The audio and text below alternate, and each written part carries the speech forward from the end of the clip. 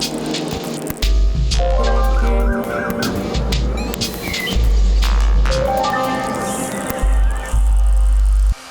we have 4 different crises, 4 different threats, and potentially 4 different solutions. Today we have one of the most prolific figures in the financial industry to discuss. How long is it to midnight after all? Mr. Blair Sheppard is the Global Leader Strategy and Leadership for the PwC, one of the big 4 accounting firms globally, as well as a prominent academic, being Professor Emeritus and Dean Emeritus of the Duke's University Fuqua School of Business. Mr. Shepard, thank you very much for joining us today. Konstantinos, happy to be here. So, Mr. Shepard, some of our viewers might not be fully familiar with the term of the Big 4, of which PwC is a part of. Would you like to tell us a bit about their role in the global financial system? Yeah, so the Big 4 are what evolved eventually from the business that essentially set up the accounting profession and essentially was sort of the watchdog of the capital markets around the world, right? What evolved from that, if you think about the origins 180 years ago now, it was essentially designed to ensure that the money that people were spending in the new world was actually being spent as they said it was going to be spent. Right? It was a set of financial advisors that since we need a profession, so they created the profession of accounting. Obviously, when you do that work, you're probably involved in tax work as well, and you probably work to consult with clients. And so you can think of the Big 4 as kind of the largest integrated professional services firms that have accounting and tax at their heart. And we have, as an example, 285,000 employees around the world, and we're in about 180 countries. So we're pretty big and pretty global. So, Mr. Shepard, your book's title, 10 Years to Midnight, implies a countdown. So, first of all, how did you come up with this? And actually, I would like to add that, is it still 10 years, given the ongoing global pandemic and its impact? Yeah, so I have a good friend who said it's 8 or 7 years now, isn't it, Blair? And for some of them, it may be. But so we didn't come to this happily, right? I mean, if you think about it, I mean, first of all, I think of myself as one of the world's great optimists, right, personally. And our team is massively optimistic, right? But there's this pattern that kept revealing itself. So here's the pattern, right? There was a problem the world had that was systemic. There were lots of parts to it, so hard to change. It was bad this year, bad next year, and if we didn't address it in a fundamental way within a decade, it got much, much darker, right? And the pattern kept revealing itself on the issues we dealt with. And so midnight, because things get pretty dark, and 10 years was the thing we saw again and again and again. And the data revealed itself to us. We didn't want to come to that conclusion. I'd much rather have 6 years to dawn, right, than 10 years to midnight. So, but that's the state of the world we're in today. Just to get a bit in the context of the book, by the way, we will see some information about the book that was published recently, 10 Years to Midnight, for our viewers. In case they want to have a look, we would definitely recommend it. I noticed that your argumentation is around 4 prominent global threats defined as crises. Would you like to tell us a bit about them? Yes. So the first crisis we have called the crisis of prosperity, right? And it comes from kind of a sort of unfortunate circumstance in the world, which is no matter where you are in the lifespan, more people than not are worried about the future and think it will be potentially worse than the past, right?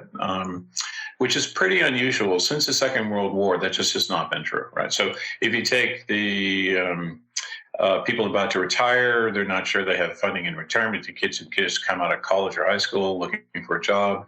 They're probably debt burdened. The job market's not all that attractive. It's a major tax burden in their countries. And so they're looking at it and saying, where's the future? The problem with that is when you stop feeling good about the future, you stop inventing, creating, innovating, and trying, and the consequences, we think ourselves into depression. So that's the crisis of prosperity. The second one is there are 2 pervasive technologies in life: the industrial system, how we grow things, transport things, build things, make things, and the energy system that supports them. And then the second one is the way we're talking to each other today, which is essentially platform IT technology. That's essentially the way the new economy is run. Both of those have unintended consequences that neither designers expected. So people, when they created the Industrial Revolution, did not know that carbon equivalence in the atmosphere was going to be a problem. And the people who created social media did not know we were going to sort of put democracy at risk and create adolescents that are more depressed and anxious, right? So they didn't mean it, but they're there. And if we don't navigate those, the negative consequences of the technology, which we need, is actually potentially worse than the benefits. The third one is essentially kind of derivative from the first two, but maybe the most troubling, which is people are losing faith in institutions. Now, the problem with that is in institutions for people what water is for fish, right? They're the thing we need to get on with life. We need a legal system. We need an education system. We need a tax system. We need a city council. We need a parliament or a Congress or a Duma. Because without them, we just can't move forward. And if we don't trust them, it's kind of hard to make life work, right? And trust is declining at an accelerated rate. And they're actually not functioning as well. Right? And then the fourth one is derivative of those, which is we probably don't have the leaders we need. Prima facie case, right? If we have those three crises, we probably don't have the leaders we need. But actually, the argument of the book is the nature of what's required of leadership is different. And therefore, we have to prepare a whole new kind of leader. And if we don't, we're in real trouble within a decade. So those are the four crises. Regarding this, would you like to prioritize any of these four crises as the one that carries the most weight or significant that might be the hardest to be solved? I think the point of the book is they form a system. So you can't really fix one without fixing the others. Right? There are two, I think, that are existential, though. Right. So in the technology crisis, I was describing the industrial system and CO2 in the atmosphere. So let me use it to illustrate the 10 years to midnight point. So it turns out if you look at last year, the forest fires in Australia, the forest fires in Brazil, the forest fires in northern Russia, the forest fires on the west coast of the United States were the worst we've ever seen. Right. At the same time, the amount of coral dying in the ocean, particularly in South China Sea, and off the Australian coast, is dying at an accelerated rate. The problem with that those are the world's two lungs, right? Forest and coral are the big lungs of the world, right? At the same time, because northern Canada and Russia are heating up faster than anywhere else in the world, sort of the Arctic area is heating up 5 degrees more in the last few years, right? And staying hot longer, the tundra's melting. The problem with that is that peat is the world's methane sink. And methane is much more efficient than CO2 at capturing heat. So as we release methane at an accelerated rate and the world's lungs dies, it's about a decade before that cycle becomes really hard to break into. Right? It seems to me that's kind of an existential crisis. If we can't navigate the problems of climate, then actually the human condition and the condition of all living species is pretty problematic. The other one, I think, is institutional, which is if we don't trust the institutions, we can't fix the other things, right? So it's kind of a first order problem. And it turns out when we start to lose trust in institutions of the way we have, you tend to get war and revolution as an outcome, and that's not a very attractive thing for anyone living in society. So those two are existential, but they all form a system. You just can't fix one without fixing the other. So I can't prioritize, but I tell you they're pretty urgent. In your book, it's really obvious that you traveled the world, you have met so many people, you discussed all these issues, but are there any specific shocks or surprises that you had during your research on each one of these topics, or only in some of them? So the first shock was, we didn't start by looking at the four crises. We actually started by saying, what are people worried about, right? And the shock for us was, we began this in 2015, it was that the team and I sort of discovered that everyone in the world was worried about the same things. I mean, that was really shocking because that's never the case. Now, in time of pandemic like we have now, right, people are worried about the same thing. But if you go back 10 or 15 years ago, most people in the world weren't worried about the Greek crisis, right? They were worried about their own. And most people in the world weren't worried about climate. They were worried about something else. And so it turned out that people were worried about similar things. So that was the first surprise. The second surprise was the pattern. I mean, it turned out everything was 10 years. Right? It's not that they're related to each other. It just turned out they all have that same pattern, and so it was the urgency that surprised us the most, I think. And then I think the third one was the universality of the four crises. They're just everywhere. People would sort of say, well, with a given leader in a given country, that's why we have the problem. Just not true. I mean, it's a crisis everywhere in the world. I would like to speak a bit about the trust in institutions that you mentioned in your previous question, your previous answer. Starting with that, would you like to tell us what you actually define as an institution? I mean, I've noticed that in most parts of your arguments that were stated in the book, you really liked using definitions before going into the actual analysis, which is something as a former student of political science I really, really appreciated. Yeah, it doesn't make sense to describe something you don't define, right? Because then it can be anything.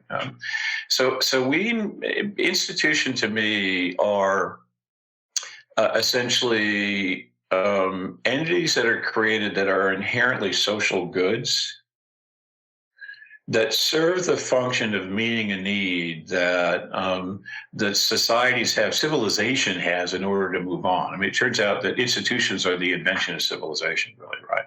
And they allow kind of the backdrop that permits us to behave, and they are organizations of some kind, right? Most of them public, but not all of them. Some of them are private. So I think of the accounting profession as an institution, right? In a way, right?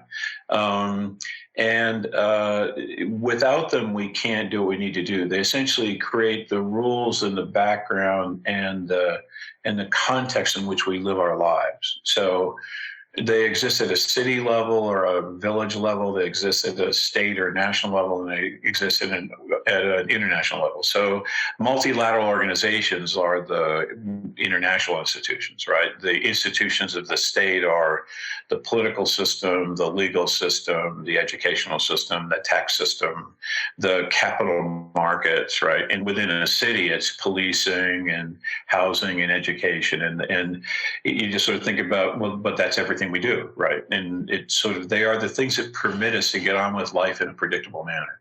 If I didn't know stoplights, that green meant stop, it meant go, and red meant stop, I couldn't drive, right? And if I couldn't trust them, I couldn't drive. And so they're essentially the stoplights of our lives. Yes, I totally agree on that. But I would like also to discuss about some specific institutions, taking financial and economic institutions as an example here. For example, the IMF, the Financial Stability Board, the BIS, European Central Bank. Would you argue that they responded well in predicting, preventing, and managing the financial crisis that erupted in 2007 to 2008? And actually, the question here is that did they finally fulfill their mission, if they were efficient? I don't think they did all that good a job of responding to the financial crisis when it first began, right? I think they've done a much better job of responding to the COVID crisis, right? That essentially those institutions have learned their lesson in some way, right? And so the willingness to sort of keep interest rates low, the willingness to buy things back, the encouragement of the political system to infuse capital into the markets and support it were actually lessons learned from the capital markets. They learned that if you don't have liquidity, you're in trouble, for example, right? They learned that actually you can do things in a way that doesn't drive massive inflation if you're intelligent about how you do it, right? So there were lessons learned. I would say they did a much better job in the COVID crisis than they did in the international monetary crisis, right? The capital market crisis, because we had a lot of banks fail, and we had a lot of people whose lives were destroyed.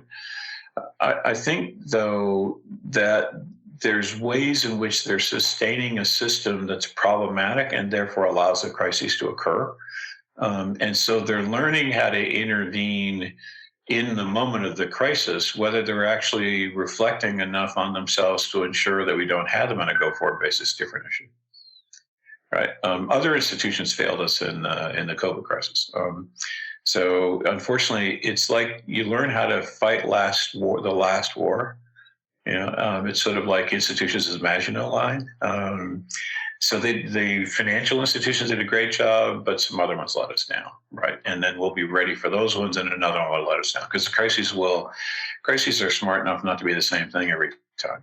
Well, remaining on institutions' behavior, the United Nations published, I think they started working back in 2015 on the Agenda 2030, which features the so-called sustainable and development goals affecting various aspects of global life, such as tackling poverty, establishing peace and justice, and regulating the effects of the climate change. Is it a kind of behavior that from an institution that might lead a positive change towards getting back to trust in them? Is it a good example of an institutional behavior, would you say? Yeah, I mean, I think sort of defining the nature of the challenge we have and focusing on it is actually an essential part of what makes a good institution, right? A couple of issues with the Sustainable Development Goals, though, right? One of them is there's a lot of them. And because there's a lot of them, and because we haven't sort of put a theory together that says which one goes first, you can actually not achieve any of them. The dilemma of strategy is essentially figure out where the leverage is and then use it to bring everything else along. And so you can think of this as these are all of the goals we need to meet if we want life to be as we want it to be in the world, and agree with that. And it's important for us to agree on those and have them as a mandate. Hard to execute on, right, is first challenge. What do you do? How do you, what goes first? And it allows nations to say, well, I'm doing okay on 3 and ignore the others, right? And actually you can't ignore the others. And so that's, when you have too many goals, you can actually be held accountable to none, right? The second challenge is that there's a difference between stating the goal and doing something about it, right? And if you think about any one of those goals and you think about the last decade, our improvement has not been all that great. Right. And so to me, it's sort of like there's an argument that transparency creates trust. Right. It turns out that transparency would create distrust unless we make progress against the things we're being transparent about. Right. And so to define the goals is not enough. You actually have to make progress against the goals. And I think the real challenge in some ways for the multilateral institutions is the executional challenge. It's not, for some of them, there's just too many objectives they set for themselves for political reasons in some ways. But for others, it's just you get on and do it, right? And that's a hard thing to do in the world I just described. I mean, we also have other examples of goals set by global institutions like the World Bank and the $2 global income, which raises questions about whether they can actually happen or whether they're just goals for the sake of having goals set. But so I think a thing on that, if you take, let's deal with multilaterals as the first one, UN and IMF and World Bank and WHO, all of the multilaterals, right? So let's start with them. They're institutions at the international layer, right? The global layer. To me, there are maybe 3 profound challenges in having them progress the way they need to in light of the world we find ourselves in. The first one is because the world is polarized and fractured, it's hard to get agreement on how to proceed. So one of the ways you get lots of goals is that actually it's the only way you can meet the needs of completely competing worldviews is that you create a panoply of goals. The problem with getting a panoply of goals is where do I begin, right? And the problem with a fractured world is we're starting with different notions of what the right process is to behave in. So we're competing with each other through the institution rather than using the institution to achieve some kind of global need, right? So that's the one part, is the challenge of a fractured world. The second one is that there's a theory behind each of them, which was largely established in Bretton Woods, that a particular view of the economy and a particular view of political economy is right, and that our job really is to foist it on the world. I mean, it turns out the world's not buying, right? And so you have a set of assumptions underlying the institutions that don't work for the world we live in today, right? They can't keep up with what technology is doing to the world. They can't keep up with the evolving movements in the world, and it's because they were grounded in a theory that was a really good theory at the time of the Second World War that brought massive success, but now is creating a problem. And then I think the third challenge is that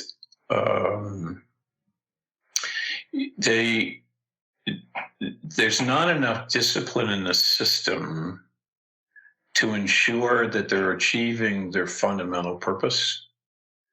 And so if you look at a lot of budgets in many of the multilaterals, and you sort of said, how much of it is on core mission and how much of it is important but not on core mission? Generally, more than half is off core mission. Right. And so we don't have much money. It's hard to get execution, and we have so many objectives that it's hard to know we're achieving. And we're doing all that in a world that makes it really hard to do because it's fractured and we can't get consensus about how to proceed. And that's a tough institution to run. We need a very special kind of leader to run that, and there's some work to do on them. And I think I would say that's virtually true across the board. There are exceptions, but not many.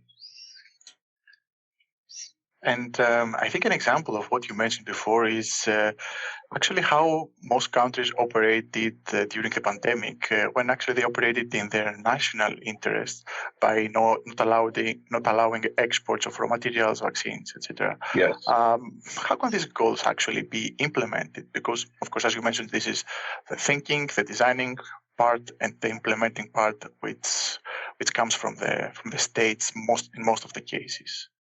So I think you gave Nikolaos, you gave the best example of where it's not working, right? In theory, there were a couple of international institutions whose job was to make sure the world health is taken care of, right? And because the world is fractured, we took care of ourselves first in every country, right? And there's some really horrific things happening where materials being held up that was actually agreed to because the internal needs of a given country aren't being met, or you didn't get PPP in Canada because it was manufactured in Minnesota. You aren't getting drugs to Australia because they're manufactured in the EU. You aren't getting China's not delivering goods to India. It's happening all over the world where national interest is overtaking global interest. This comes back to the point, which is because we don't have a sense of shared identity and shared purpose, it's clearly agreed to. We default to the place where we do have shared identity and shared purpose, which tends to be nation state, right? But even in nation state, we've got polarization. So we're defaulting into lower and lower entities where we have agreement. The interesting thing is the only organization that's trusted more than 50% is the business I work for, which is pretty local, right?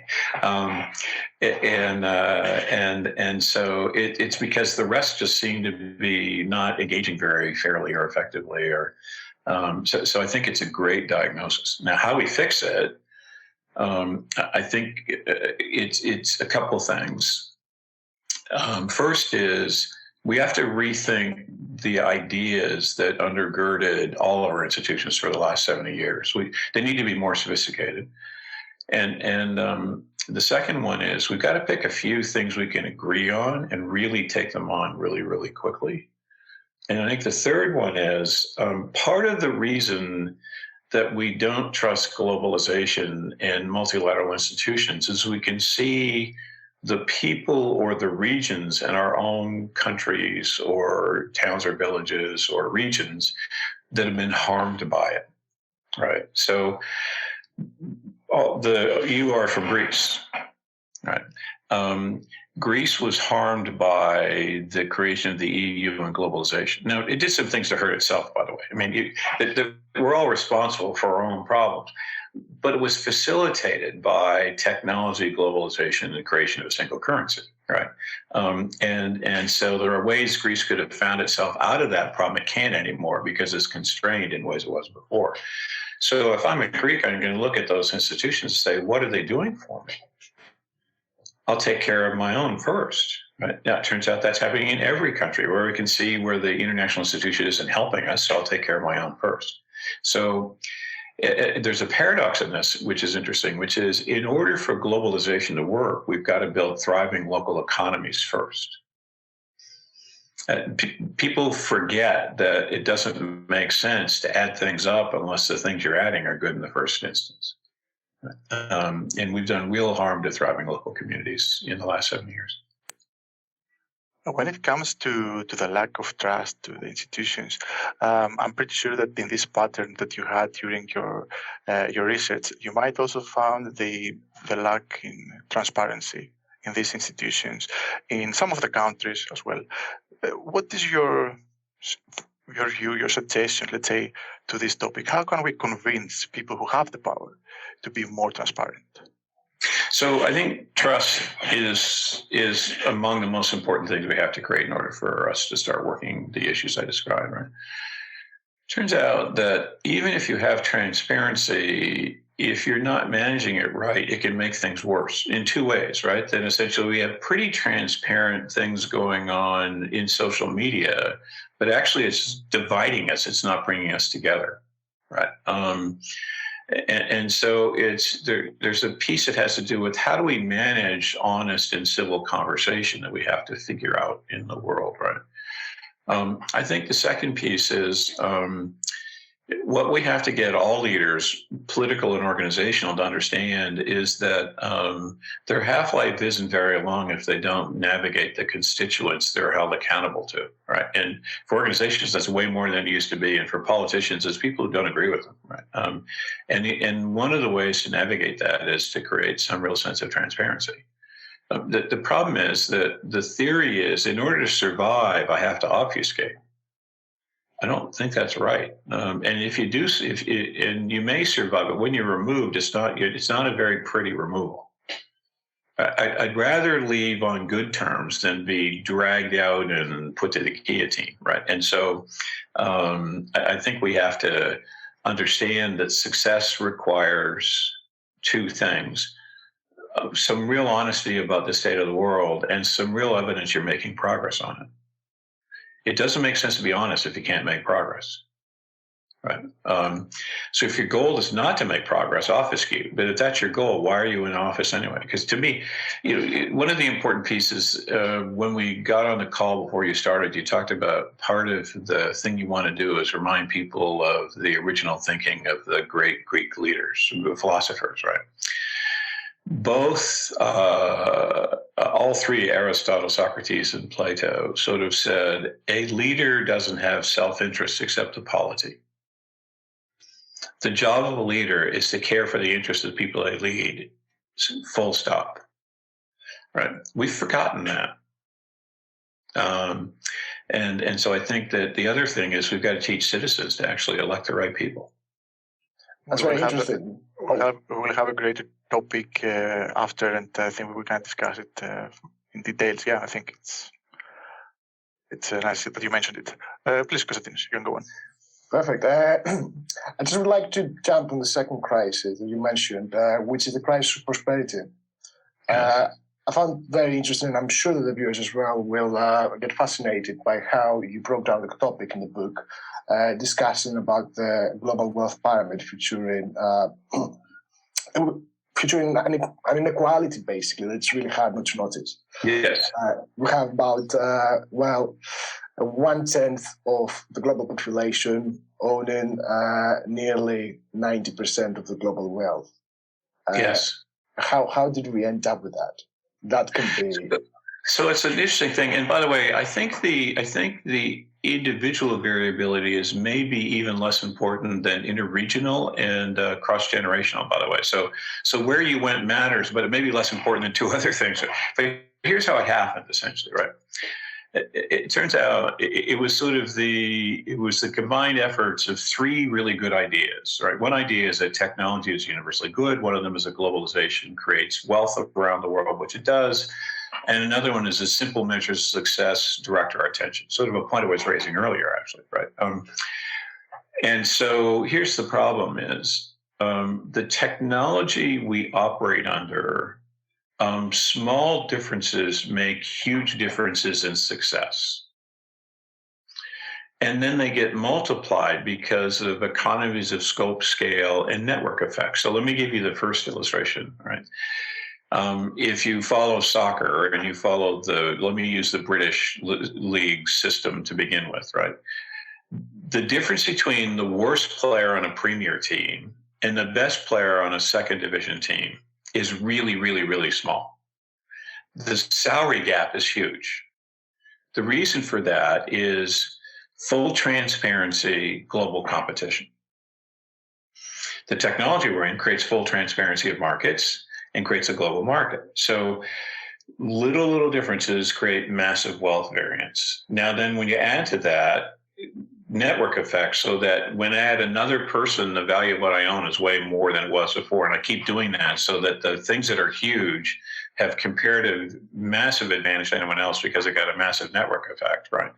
And I add economies of scope and scale and the needs of AI.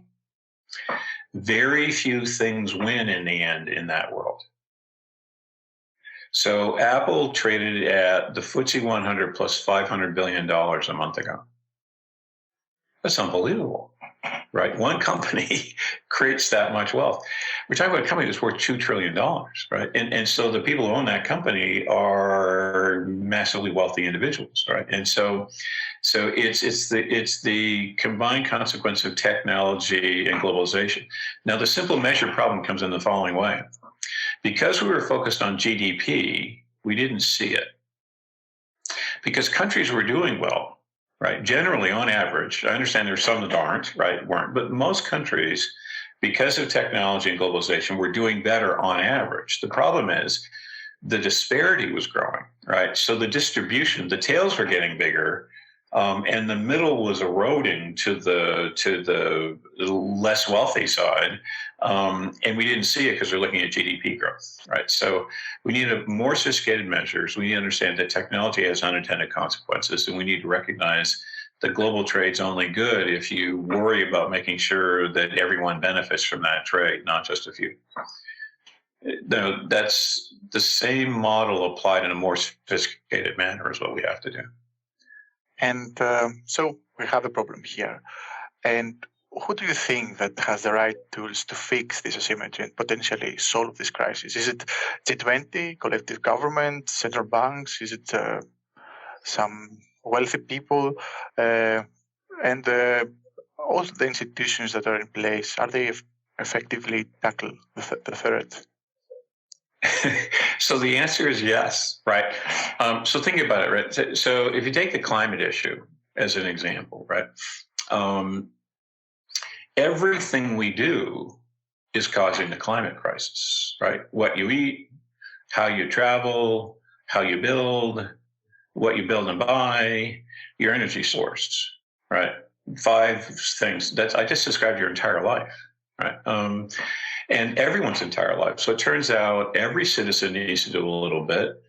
Every organization needs to do a little bit. Every government needs to do a little bit, right? You can't depend on any one factor. This is sort of the difference between the crises I'm describing and the pandemic is in the pandemic, there's a silver bullet, right? In the crisis I'm describing, we collectively have to agree to work together and do something about it, right?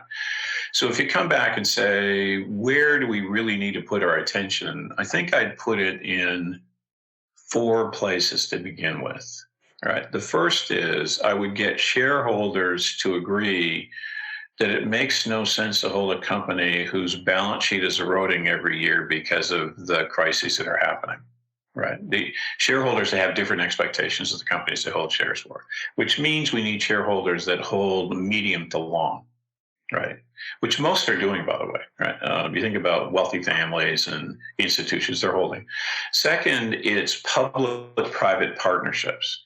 It turns out the problem with governments is they have neither the money now because a lot of them have incurred massive debt because of the crisis, and nor the capabilities necessary to solve the problems. The problem is the private sector doesn't have the mandate. So we need public-private partnerships. We need the leaders of institutions and the constituents who hold institutions to account to fix the institutions. And then we need every citizen to find a place they love and do something about making it better. So all of us, the institutions, public, private, and the shareholders, those would be the 4 places I put my energy. That's perfect. Just I would like to ask, I assume that you consider that economic growth can be an indicator when it comes to tackling this kind of inequalities. But do you feel that it actually reflects on quality of life in the real economy?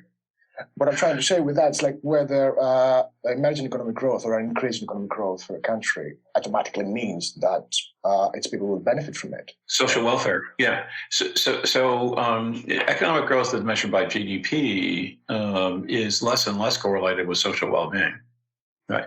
If you go back to when we really started focusing on GDP as a measure, it was when we were emerging from the Second World War. Now, it turns out when countries are in ruin, economic growth is a proxy for social welfare. Right. The problem is that economic growth as an end does not guarantee social welfare. You have to worry about sort of 3 components in the form of the economic growth. First one is the distribution. So if we grow massively successfully as a country, but only 2% of the population benefits, that's not creating social welfare. Right? So you've got to look at the distribution of growth, not just the growth itself. The second is the nature of the utilization and contribution back to public goods. Right. So it turns out, if you go back to the notion that institutions are public goods, so too are the land on which nations are built, right, and the air we all breathe and the water we consume, or the materials that sit in the world, right? The inventions that were created through public funds are social goods, right? Virtually every company is successful because of some set of public goods they're drawing on.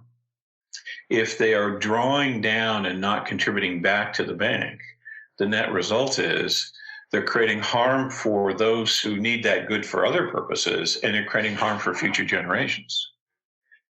Right? So a way to think about it is my generation was the world's most selfish generation because we consumed massive public goods and left none for you, right?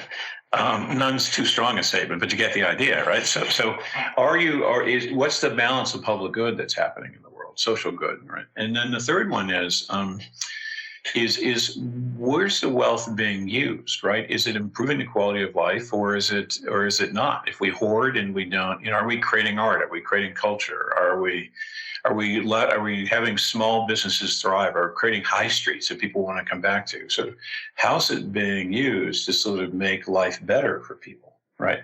And so if the distribution's not fair, if we're consuming public goods, so we're actually net less well off in other places, and if we're not using it for things to make life better, GDP can be spectacular and life just gets worse every day, which is what's happened for the last 10 or 20 years, for many, many people.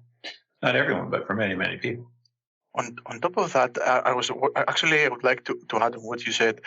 We saw in the last couple of years, ECB, Fed, and many other central banks who issued some giant monetary measures with many billions. And yes. Actually, we saw that the markets in one point were in a good shape. Actually, they managed to go on after the crisis. And we didn't see the same in terms of people and prosperity of people. Yes. Is there a solution to that? Or actually this measure wasn't the most effective? So it turns out that central banks can only do what they can do, right? It takes a lot more people and a lot more institutions to make social well-being happen, right? So if you take the response to the pandemic, for example, right? I think the central banks have done a really, really good coordinated job around the world, right? they kept rates low. They bought things back. They infused currency into the markets, right? And they did a pretty good job of ensuring that we kept some sense of economy when the whole world shut itself down, right? And I'm actually pretty optimistic about what they're going to do on a go-forward basis related to that. The problem is that they don't really have much to say about does small business succeed or do large businesses succeed. They don't have much to say about which towns or communities benefit from it. They don't have much to say about which professions are better off. They don't have much to say about what's it doing for the education system, right? And so any one institution is designed to do a few things and only a few things, and it should only do a few things, right? And so we need them all to work together, which is back to the question about who needs to be involved. All the institutions do, right? Because you can't just depend upon one. So I think that actually I have a worry about what the central banks are doing in the following sense, which is they're making a bet. And the bet is we can create massive leverage in the market and we can manage through some major other crisis event. That's a scary bet. So if you look at it, the amount of leverage that's in the capital markets is huge. You know, companies are actually using borrowed things as collateral to borrow more because money's so cheap. Now, in some ways, there's fewer and fewer things at the middle that are real at the middle of that. And the problem is that we have all these wonderful tools for assuring it doesn't unwind on us. But if you have an event that those tools weren't designed for, they're probably going to make it worse, not better, right? And so we have fragility in the capital markets because of the decisions the central banks are taking. But I think they have no choice but to take that decision. I mean, no one ever anticipated we'd shut the global economy down overnight. And I think they did a really good job of responding to that. But it's a pretty risky world we're in right now. It's a fragile capital market. And now to your point, what's happened is an interesting thing, which is that wealthy people who hold assets are wealthier and wealthier and wealthier because those assets are actually increasing in value. There's asset inflation in the world. And so the people who hold assets are worth a lot. And the people who get basic income are not living a very good life, right? So there's an important point, which is it's not differences in income, it's wealth versus income as much as it is differences in income. And there's a lot of work to do there. But we need a bunch of institutions to help that one. I don't want you to predict anything, but I was just wondering, are you a bit worried with this trend that we see companies, individuals borrow money and they invest them in the stock markets? So what we have is a circumstance where for the last 10, 15 years, 20 years, we've had pretty continuous growth in capital markets. We've been pretty low variability. We have moments where it spikes, but pretty low variability.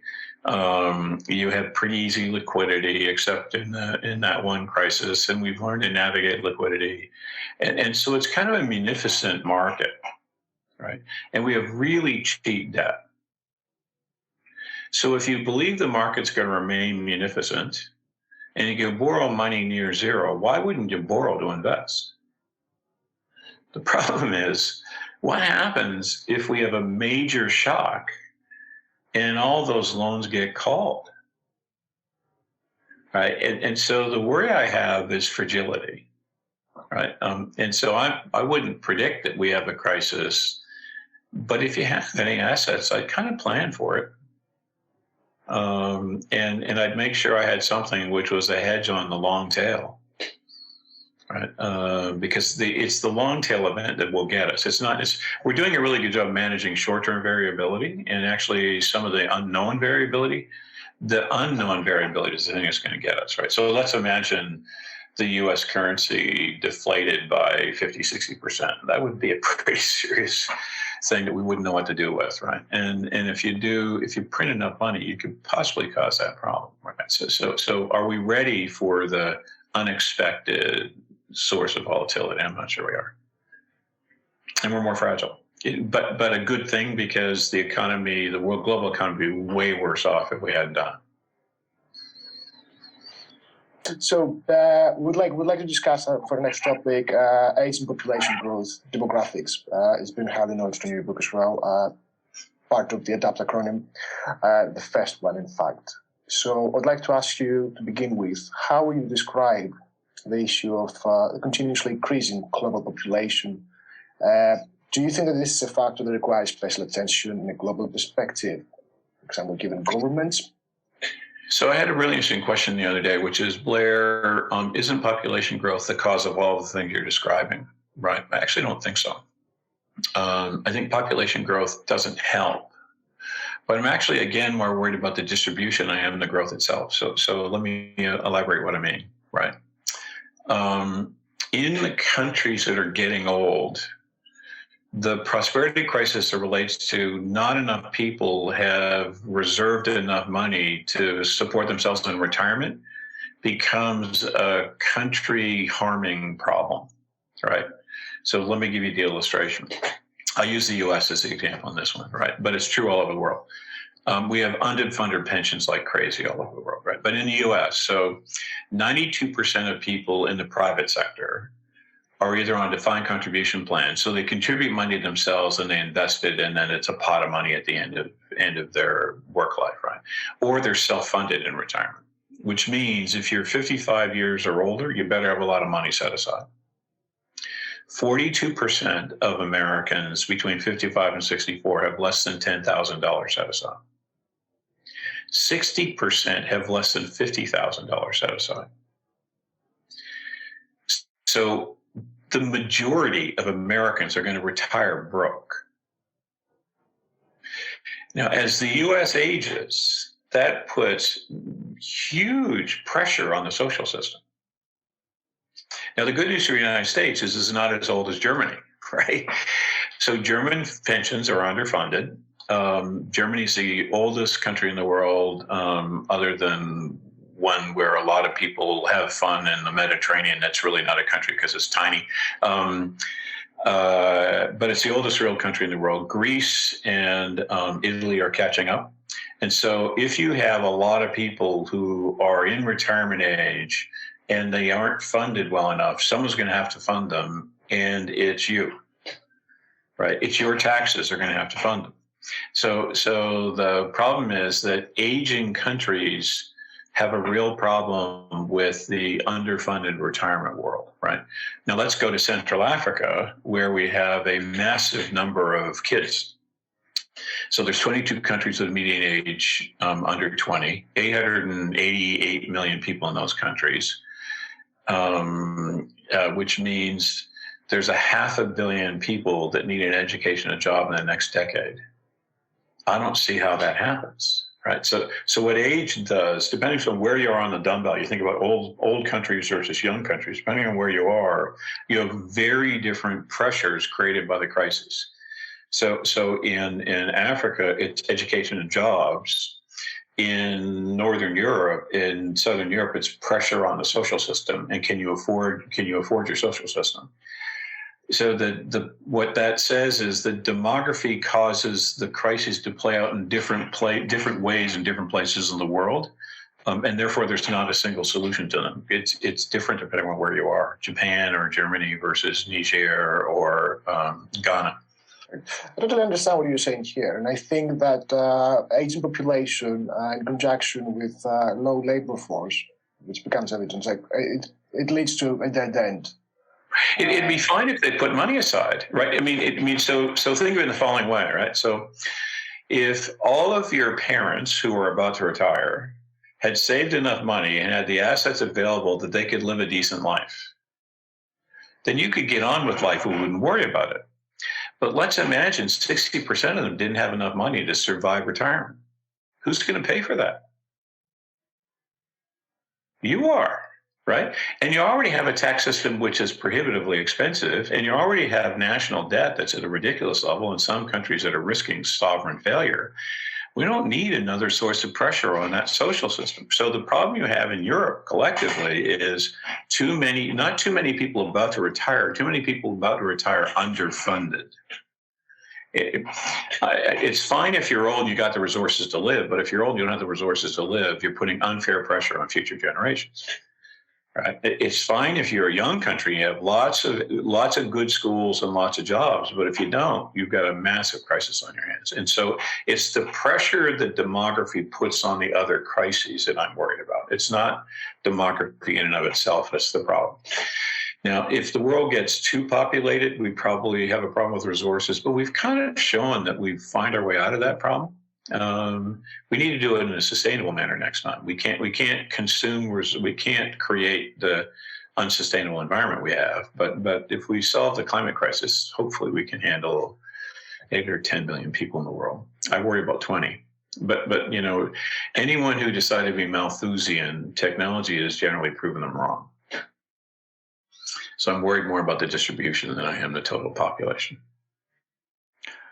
Yes, exactly. Of course, as you mentioned, this can become a catalyst to all the problems. But in your opinion, what would be the best approach to this problem in a global scale?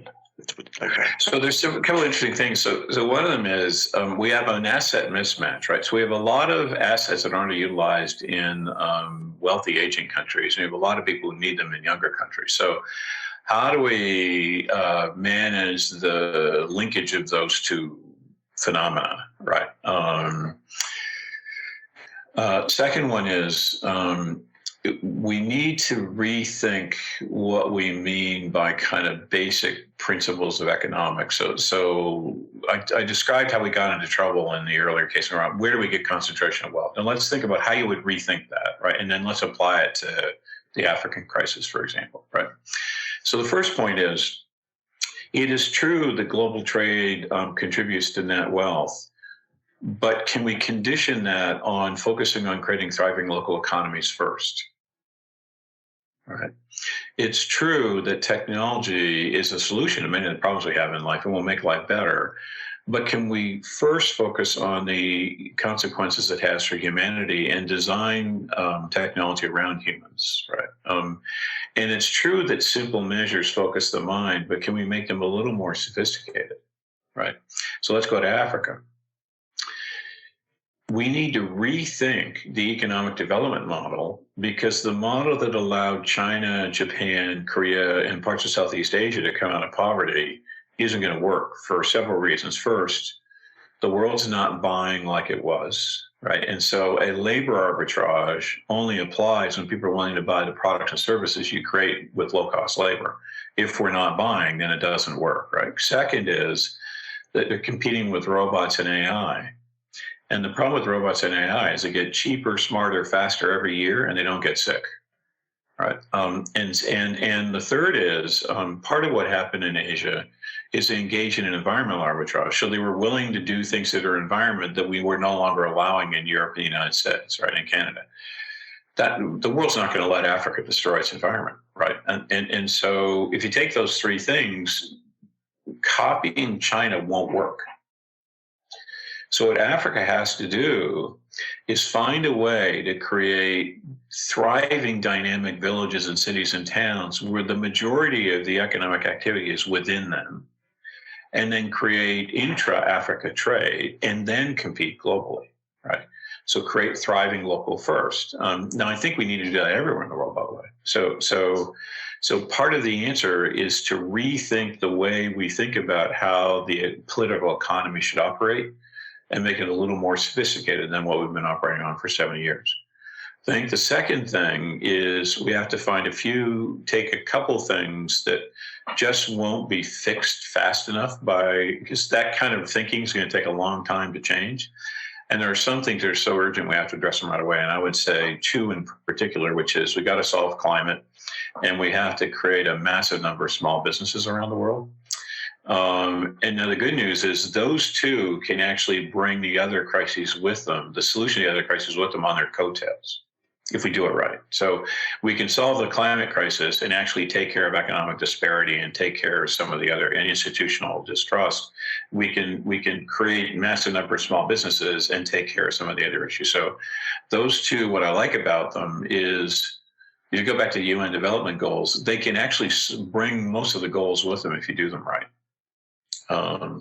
And so I'd focus on getting those done massive, and I mean massively, in a way we've never thought of before, and really quickly at a speed we couldn't fathom. Doable, but we'd have to really think differently to do it. In both cases, it requires a new way of thinking about how we operate in the world. I have one more question regarding what you said. Actually, there is this perception that the fourth industrial revolution will decrease the number of available jobs. The answer to this problem is usually that there will be education programs helping people develop new skill sets. But for someone who is 40, 50, or 60 years old, and of course, if we can also add what you mentioned before, because that some of the people, or most of the people, are gonna be retired, and I don't know if these people can become part of this system, and what can be a solution to this long-term unemployment that we have, especially to older people? It's a really great question. A couple pieces on this. I do think that upskilling is an absolute requirement in the world today, but upskilling without new jobs doesn't help very much, right? So you have to solve, this is why I was saying massive number of new small businesses, right? Is that you need to create work at the same time. So let me give you an example that I've been ruminating over as an illustration. So imagine you're a PhD geologist who works for an oil company. You're clearly a really useful person to society in terms of your intelligence, your education, your thoughtfulness. But within 10 years, you won't have a job. Probably sooner for many of them. They're probably in their 40s, maybe early 50s. What do you do for that person? Because they have a capability set that has no obvious application to any other work in the world, right? And so I think your question is really, really relevant. So one of the things I've been arguing with some of the business school deans I've been talking to lately is, you know how what they do is they have students graduate from undergrad, spend 5 years working, come back for an MBA, and then they place them after the MBA in new work. We need to do that for 38-year-olds, 48-year-olds, and 58-year-olds. We need to take the best and brightest we have and retool them. And we need to take people who do really good work and retool them. But we need job placement on the back end. It's not just skills, it's actually placement that's required. And so I can envision business schools having MBA 1, MBA 2, MBA 3, MBA 4, MBA 5, where it's not just MBA, it's some other kind of skill set that's required. But actually, we recruit you, you come in, you get developed, and we place you. And the placement office is as important as what happens in the classroom, right? Now, imagine you do that in a technology-enabled way. You can do some pretty cool stuff, but you got to have the jobs on the back end. It's not just upskilling, right? And so I think and then I think the other piece is what we have to do is get some of those who are older, who have accrued enough capital to actually take a risk and build the businesses that will employ people. We need a whole new class of entrepreneur, right? Because without the work, the skill doesn't matter. And there's the interesting issue is there's a real debate about will there be more work or less work after the AI revolution. I don't know the answer to that question, but I do know the transition is going to be really hard, like the Industrial Revolution. So let's manage the transition really, really intelligently and find ways to skill and create work. At least in this topic, we see initiatives both from the private and from the public sector. Yes. Big companies are already starting improving the skill sets of their employees. I'm really proud of us, by the way. I mean, one of the things that we've done that I'm really, really proud of is we've essentially said that we're going to be a part of solving the skill problem, right? And not just for ourselves and not just for our clients, but for the world. And so we have, there's these three efforts. One of them is let's help work with our client organizations to get them to figure out how to upskill their employees so they can keep their people as their business model changes. Let's work with leaders and citizens to help understand what the skill requirements are of the future and what it means to continuously upskill and how we work our education system. And then let's work with those who are digitally disadvantaged, right? And help them. And we're putting energy in all three of those places. The last two make us no money whatsoever, but they're clearly important for society. I'm really proud that we're involved in that. And I think what's interesting is the number of companies that are interested in working with us on that is huge. Back to your question about the UN. We're actually working with the UN on digitally upskilling those who are being left behind, and it's really, really a fabulous project. So I'm proud of that. I'm a little worried about the job creation side, though. Right? There's more work being done in creating skills, and so the old argument says, give a person a book and no work, you get a revolution. Right? So we better make sure we create work at the same time. I understand from your answers to previous questions that we are indeed heading to painful disruption. Would that be fair to say? I think that's fair. Yeah. In terms of jobs losses during the technology transition. What I would like to ask is, do you feel that the impact would be the same between the West and the rest of the world? Thinking of the peculiarities in the Western societies, in the Western economies against Asian economies and Asian markets, for instance, do you see that they're going to be like a similar impact, or would you identify some differences in what might be the consequences? Yeah, so I think that places in the world that have a technology lead, have capital, and have an education system, and I don't just mean high schools, universities, I mean the whole system, right? Including capacity to build the trades that are relevant to the future, because essentially we need people to fix robots, by the way, right? And so it's not just we don't just need college grads, we need the trades, and we're underemphasizing trades in the forward-looking models in some way. The places that have that actually will do okay, and a lot of those are in the East, but some of them are in Europe and the United States, right? And so I think what you're going to see is locations that do really well. But it's not an Asian, European, American issue, right? The benefit of Asia is they have a lot of pretty well-educated youth who actually want to create new businesses and start an economy and make it work. And so they have an asset working for them in terms of they're not just young, they're well-educated young, right? And they're ambitious young. And so they'll find the answers in a way. But let me give you an illustration. So I was the primary actor to get Duke to put a campus in China, in Kunshan, the town Kunshan, which is where most iPads and iPhones are made, right? They call it Little Taiwan because all the Taiwanese assemblers located in Kunshan, right? The people who made iPads and iPhones before robots came along were people with small fingers. The people with small fingers were undernourished women in Western China. So you had whole populations of women who were not living very good lives coming to Kunshan, getting a pretty decent living, right? Putting some money aside, starting to imagine their lives. Robots come in and that work's gone. Where do they go? If we haven't retrained them, they go back to their villages and go back to life they had. And by the way, they go back really unhappy because they saw what it could be. And you have a lot of Chinese graduates from college who are unemployed. They're called the ants, right? So there are a massive number of students living in inexpensive housing in the cities in China without a job. And just subsisting. So it's not an East-West problem, it's a global problem.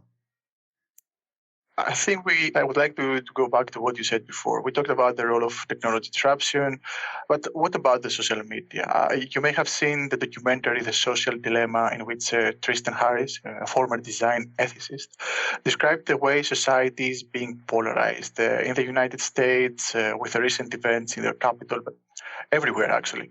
People are increasingly divided into camps that do not communicate with each other. So how can we deal with the crisis that you mentioned when the gap is widening? It's a great problem. So if you think about the technology crisis in the sense of IT, there's the economic one we described, there's social, and then there is actually the unauditable elements of AI, which adds to that problem, right? So two social issues. You mentioned one. I want to mention another one and come back to your question, which is it's also causing real issues for individuals. So teenagers around the world are more depressed and anxious than they've ever been. And the problem is depression and anxiety in a teenager causes suicide in males and self-harming in females. That may be, so it's doing things to individuals, not just us as a collective, right? And we need to worry about both of those. But if you go back to your point, the problem we have is that the incentive system in technology operates so that we focus people on things like themselves that are negative, which causes polarization, right? So you've got to somehow change the business model, right, to be less destructive. But in the meantime, God bless the politician today. Because think about what we just described, right? So you've got these four pending crises that are have real doom on the back end if we don't deal with them well. You have a system, you have institutions you got to operate that aren't trusted. You're not trusted as a leader, and you're dealing with a society you can't get to agree with itself because it's increasingly polarized. Who would run for office, right? You just think about it, right? So that's a tough. So if you come back to it, I think there are some fairly straightforward answers to that. The first one is find a few things that really, really matter that you can get agreement on. There aren't many, but there are a few that you can get agreement on that really, really matter. Focus on solving those as quickly as you possibly can, right? And then use that to figure out the next one you can get agreement on and focus on solving it. So and what if there's a silver lining to COVID, we learned we can do things massively and quickly. So let's apply the same logic, which is let's invent a vaccine in a year, right? Or let's actually figure out how to shut the economy down overnight in order to get us to recover from but take that skill set and apply it to the next biggest problem we have, which are actually bigger than the crisis was, right? Tackle that, then go do a series of those over time. And eventually I think you can pull people back together. Second point is design recognizing you have a fractured world. And so be hugely engaging in the process, right, of involving people, and don't push a single point of view. Try to evolve and mediate and arbitrate a collective answer rather than say this is the right answer, come hell or high water, because people are going to reject you out of hands. Evolve an answer, and use the engagement as a way to get to understand the urgency of solving the problem, right? And then I think the third piece is we need a new kind of leader, right? We need a leader who we describe in the book can navigate paradoxes, but let me deal with the social media crisis. I think there's two things in particular you need of a leader. First is they need to be ridiculously politically skilled. They've got to be able to work with people that are at odds with each other, but they have to have huge integrity. Because the danger is you can politically skilled, you can work the thing, but you never really deal with the issues that matter, and you destroy trust in the process of solving the political problem, and you pursue your self-interest. So you have to have massive integrity, but real political skill, which is rare, by the way. And the second thing is they have to be humble enough to know they don't know the answer, and therefore be highly engaging in kind of an empathic way with the whole population. But they've got to be decisive in moments when it'll be probably unpopular for them to be decisive. So they have to be courageous, what we would call heroic, and humble at the same time. We need those two attributes, those pair of attributes in leaders really, really seriously now. Some others, but those will be the ones I focus on with social media. Excellent. So in that sense, would it be fair to say that coming generations should focus on actually acquiring and developing leadership skills in order to move on? Yes. Would you give an advice, apart from that, for the next generations? So I would describe the skills they should develop, right? Which is actually, we describe in the book 6 paradoxes, and no need to develop them all, but let me give you one more, which is it's not enough to be technically sophisticated. You also have to understand human beings and human systems, because technology applied with understanding human beings and systems causes harms. It's not enough to understand human beings and human systems. If you're not technologically sophisticated, you're irrelevant. So those of you who study engineering, study humanities and history and politics and sociology and psychology at the same time. Those of you who like history and humanities and the social sciences, make sure you're technically capable, right? And so don't just be a strategist, learn how to do things, right? So you actually have to put things together that feel mutually contradictory. And people who want to learn more, I suggest they read the last chapter of the book, right? Second piece of advice, I think two other pieces of advice I would have. One of them is find a place you love and make it better. Because we're going to solve these problems kind of a place at a time, right? A problem at a time. So find a place you love and make it better. And what I mean by make it better is don't just engage in passive charity. I mean, actively make it better, right? Get into it and make it better, right? Because we need that right now. It's kind of a village at a time, right? And then I think the third piece is realize you're going to live your life in chapters. So anything you're working on at a given moment, have three criteria. First is you enjoy doing it, right? It's fulfilling. Second is make sure it pays enough you can live a decent life, right? You don't need a lot, but live a decent life. And third, make sure it's building forward-looking skills. Yeah. And then hopefully it's also connected to enough other things that it's a platform you can jump from. So think about, I lived chapter 1, I jumped to chapter 2, I jumped to chapter 3, I jumped to chapter 4. And if each chapter has those three components to it, then your life is great. So I lived my life as a vector. I was an assistant professor, associate professor, full professor, associate dean, head of strategy and leadership for PwC. You think of that as kind of a vector. There were a couple of places I stood off that vector, and those were the most enjoyable parts of my life. But life isn't going to be a vector anymore. So live it as chapters.